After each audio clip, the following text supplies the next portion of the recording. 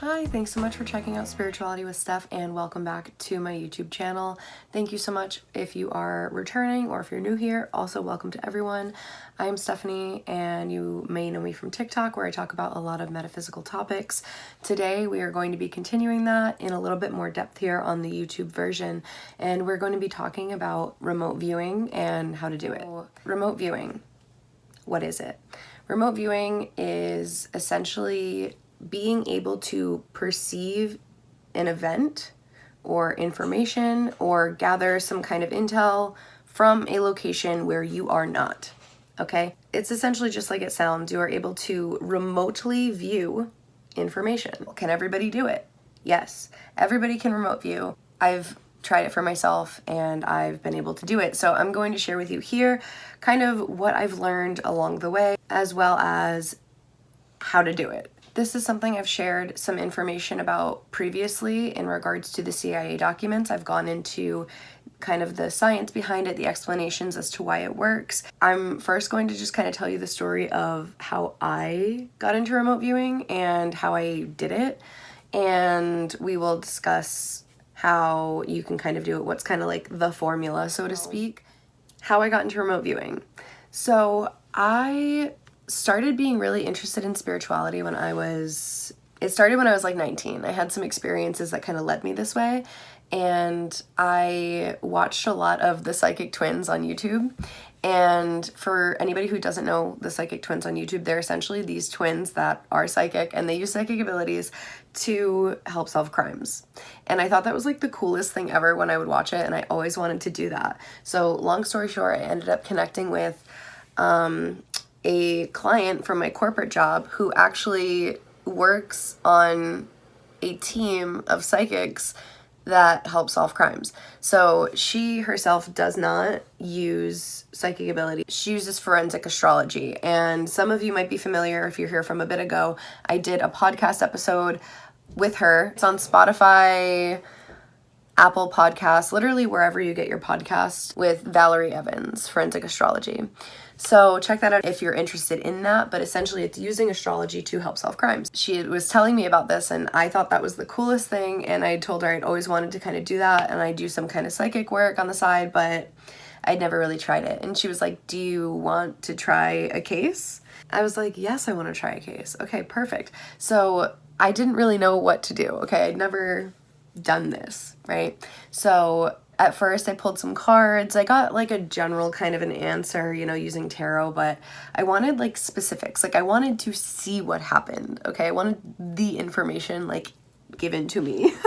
So what I did was essentially I went into a meditative state, a hypnagogic state specifically. For anybody who doesn't know that hypnagogic meditative state, it's essentially the state of consciousness in between being fully awake and being asleep. The first step, I guess, is being able to get into a meditative state like that in regards to how I did my remote viewing is what I'm kind of giving you here.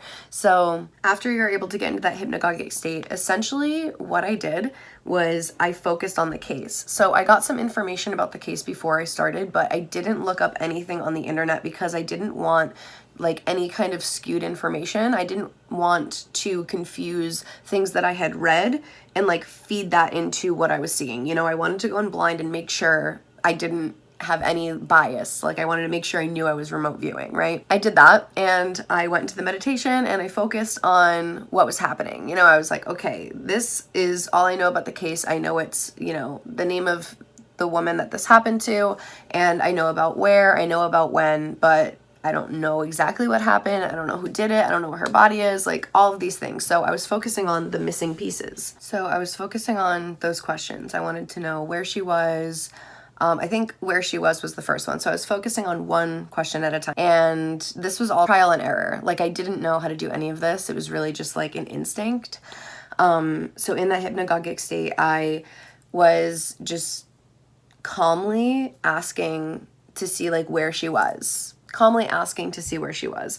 And I just kept repeating it. I kept repeating it over and over. I was like, okay, where is she? Where is she? Where is she? But like not in like a desperate kind of energy, because it's very important that you are unattached to the outcome. You are unattached to the answer, because if you're like I need to see it, and it's kind of like an egoic desire, it's not going to work. It essentially operates via your intention and everything. So I really just wanted to help. I really wanted to see where this girl is and essentially see if I could get information to help people like this. So in that meditative state, it was all, black. I am a visual person. I do get images clairvoyantly. And they kind of flash in like pictures sometimes. Sometimes it's almost like a snippet of a movie, but it really depends. I was asking, where is she? And at first it pulls up this kind of like grainy picture of like a field almost. And it kind of resembled like a big square soccer field, but like way bigger. And I was like, that's not helpful. That's not, that's not very informative. You know what I mean? So I kept asking. I was like, where is she? Where is she? And then I felt like very pulled to the top left corner of this square that I was seeing. Again, still not really helpful at all. I just kept asking very calmly. I was like, okay, but like, could you, show me closer? Where is she? Like, where is she? Where is she? I repeated it so many times in my head. Again, calmly. I wasn't like getting impatient. It was just like reiterating that this is what I need. And I literally heard in the marsh, and I had headphones on. So when I heard in the marsh, like crystal clear, I took my headphones off immediately. I yeeted myself out of meditation, and I was like, what the fuck was that? It was a lot. I did not expect that. I did not expect to hear anything. I don't know what I expected, but it wasn't that. So when that happened, I kind of freaked out. So I reached out to my friend who kind of, linked me up with this team, and she told me to tell them what I, saw. So I sent it to the group, and there was like a map kind of location. It was called Scribble Maps, I think. And essentially they've been able to like plot out significant locations from the case. So, the victim's house, the victim's hometown, a suspect's work, and things like that. So I went into this little town on the Scribble Maps, and I felt intuitively called to this one area, and it did kind of look like a big square. So I was like, maybe that's the big square I was seeing. I don't know. So I tell them that, and I was like, in the meditation, I was very called to the top left corner, right? Somebody who was on the team, in the group, they live in that town. They zoom in on that map. They zoom all the way in on that left corner. There was a marsh. There was a really small marsh. Not really small in the sense it was just like miniature, but just like not massive enough that it would show up blatantly on a map. It was like, a couple 100 feet, I guess. I don't know. Decent size, but not big enough to be on the map. So I was shook. That person was shook. She was like, I have lived here my whole life and I didn't even know that there was a marsh there. So that freaked me out, especially because it was just like the intuitive hit. The top left corner of the square I was seeing, the marsh. I'm also from Rhode Island. I would like to preface that I've never once in my life called anything a marsh. I'm pretty sure the term from over here is wetland. I live near a wetland, so like I'm familiar with, wetlands, but I never have called it a marsh. So it was a little confusing. It was a little interesting, a little weird, because I know that I wouldn't ever describe it as a marsh. Not only was that kind of a weird lineup, there were other psychics on the team that had been working this case prior that had clues that didn't land anywhere. One of them was the corner of V Street, and then another one was 1.3 miles. So another person in the group put those two together and GPS located that marsh to the corner of V Street. It was 1.30 miles. It was exactly 1.3 miles from the marsh.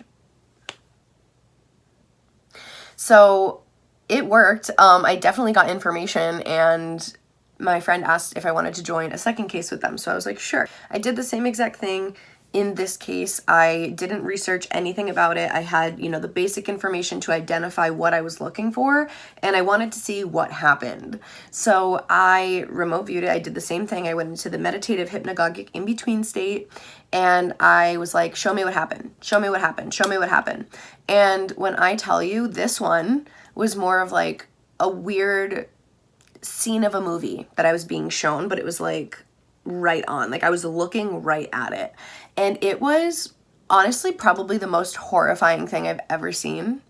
And I immediately came out of meditation because it was so vivid, so graphic. I didn't know. I was like, there's no way that people are out here actually doing this. So I told my friend about this and she was like freaking out because like I mentioned earlier, she doesn't use psychic abilities for the cases. She uses forensic astrology. She freaked out. She was like, how did you know that? And I was like, I saw it. I reached out to you because I wanted you to tell me that that wasn't true. And she was like, no, that's exactly what happened. They didn't even tell the public about that because it was so graphic. And I didn't sleep that night. So I think that's the last time I helped out on a case, mostly because, not because I didn't want to do it anymore or anything, but it's like I'm able to get all of this information. I basically have to take on this emotional, horrific energy, and the police are still very skeptical given the nature of like how I'm getting these answers, you know? They're very skeptical regarding using psychics in cases, which is really unfortunate because there are lots of cases that have been resolved by psychics. That's like one of my favorite things to look into, but people are still really skeptical, and it's like hard being able to get this accurate information, and like I'm the only, like I can't do anything about it, you know? So that's kind of why I stopped doing that, but that's how I learned how to remote view. So I've done it for other things. I had somebody email me once and they were like, how did my first ex-husband die? And I was like, feel like you're testing me here, but okay. So I did the same thing and I described the little images that I saw, and she was like, oh my God, that's exactly what happened. So when you're remote viewing, I'm going to essentially list out the steps here, but first you're going to go into a hypnagogic state. You're going to meditate, get in that in-between awake and asleep. The second thing you're going to do is focus your intention. What do you want to see? If there's something specific you want to see, kind of test yourself. There's something you can do with a friend even. So after you focus your intention of like, you already know what you want to see going into meditation, ask about it. You know, show me this, tell me this, what is this? You know, ask it over and over, but not impatiently, just intently. Okay. So then you should start getting information.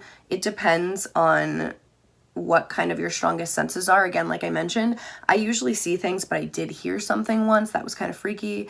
So if you don't know what your innate kind of abilities are there, just be very open and kind of see what happens and trust what you're getting. Okay. So unless you have like, until you have a reason to know that that's not correct, don't gaslight yourself. You are getting information, write it down. Maybe it goes somewhere and you'll figure it out. So it's essentially learning how you best operate with this modality.